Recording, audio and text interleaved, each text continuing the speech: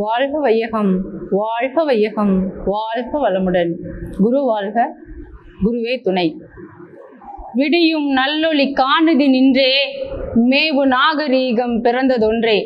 கொடியவர் நம்மை அடிமைகள் என்றே கொண்டு தான் முதல் என்றனர் அன்றே. அடியோடந்த வழக்கத்தை கொன்றே, அறிவு யாவும் பயிற்சியில் வென்றே. வீரகாரிகை கணத்தீர் துணிவுற்றே என்ற மகாகவி பாரதியாரின் வைர வணிகளை வணங்கி எனது தலைப்புரை தொடர்கிறேன்.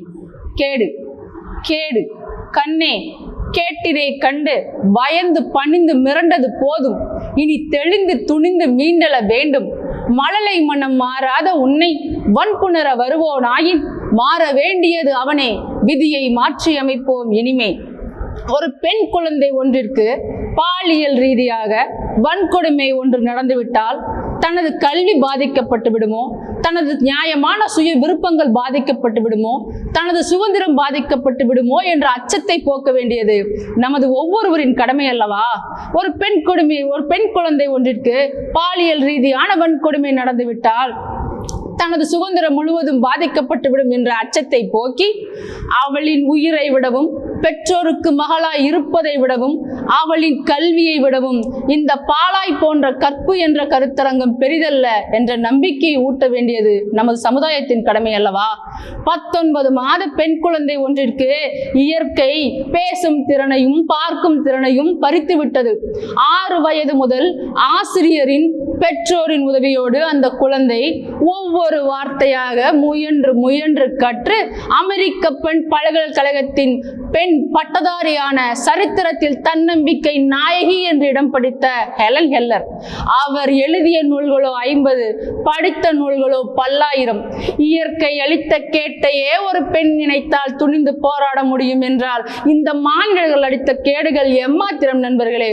ஒரு பெண் உயர் பதவியை அடைந்தாள் என்றால் இந்த உலகம் அவளுக்கு பேசும் முதல் வகையான அவதூறு என்ன தெரியுமா?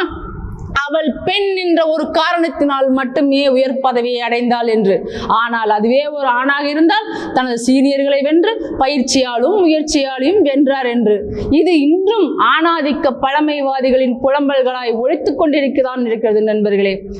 இந்த சமூக ஊடகங்களிலும் செய்தித்தாள்களிலும் வெளியாகும் இன்னாரின் மகள் இந்த ஊரில் இந்த வயதுடையவள் இந்த வயதுடைய ஆணால் வன்புணரப்பட்டு மருத்துவமனையில் உயிருக்கு போராடி கொண்டிருக்கிறாள் என்ற நிலை இனியாவது மாறட்டும் நண்பர்களே.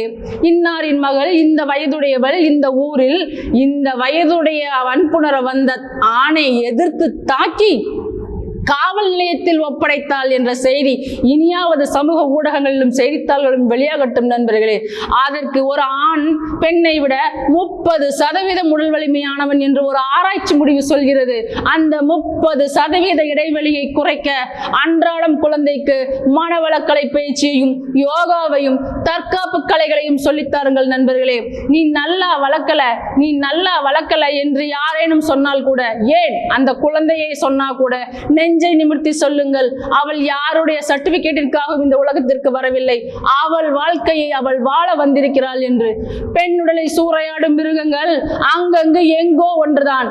வீட்டிற்குள் மாமனாய் மச்சானாய் நண்பனாய் உறவுக்காரனாய் உரையாடி பெண்ணின் உடலை சூறையாடி வாய்ப்பத்து அளவைக்கும் ஆண் மிருகங்கள் உள்ள நரிகள் ஏராளம் என்பதை சொல்லி வளர்த்துங்கள்.